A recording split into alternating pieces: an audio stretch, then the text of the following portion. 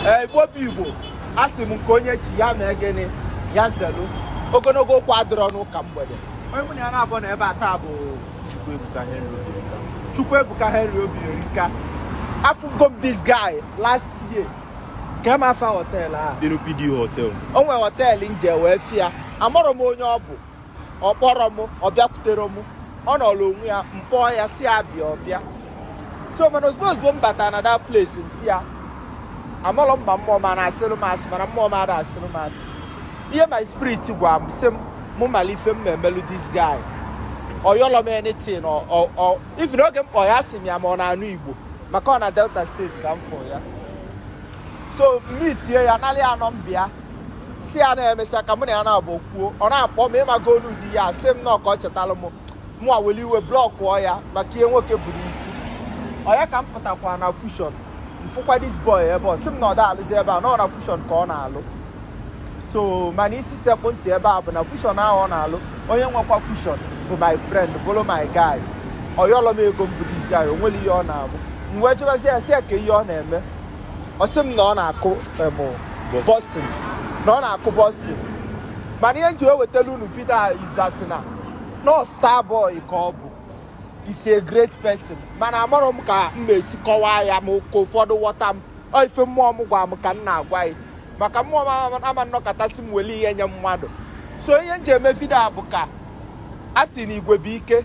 na-ayọkwa n'unu ọ bụrụ fọsụ onye like ka ihe efolo ka unu follow ya na Instagram ya na Facebook ya ịghọtago followers ahụ na-efoli ya motivate ya ọ na-apịa ọkpa afụwere m ebe ọ pịara ọkpọ mana ama m ọkwa ịdị good megodu hey Jesus hey ya na-agwa unu abụlọ ile anyị follow ya gbanyere ya ọkụ ihe nyere ya bụ eye ka nyere ya ọpịa ya ọ ya apịata efe ọ na-ngwa gị ka ọ dị n'ịma ka obodo dị ọlụ adịrọ abịa m ebe ọ bụ na ọbansa ka ọ na-alụ ọ bụrụ si alụba abansa ọ bụrụ si amalụ m onye ọ bụ ka ebe bụ oke onye Ojoto nwa ide mmiri ka ọ bụ na Ojoto afụrụ m ya n'ọkwụ na aka o si adịrị m na mmụọ m so wee sị na ọka ihe ọnụ biko mee na Fulham mana Lozeus family ịghọtago ajọsụ m si na ọka nsọpọtụọ ya with sum of 50,000 naira no loud am ịghọtago mgbakwụla ọtọ nna ahụ ụdị ife ahụ adịrọ ihe nji wee nye gị ego a were ya gote glove ihe eji glove a pịata ego a ihe nna agwa ebe ore agwanugo ndị udo okwu a ịma na blọkụ m ga-esi na ị na-echetara m ihe mgbe anyị chukwu dekwa na mụ na ya afụ m bịa fushon meetie gị emeeting on last week Yeah, that was on Sunday. Yes, sir. Where bịa taa bụ gịnị?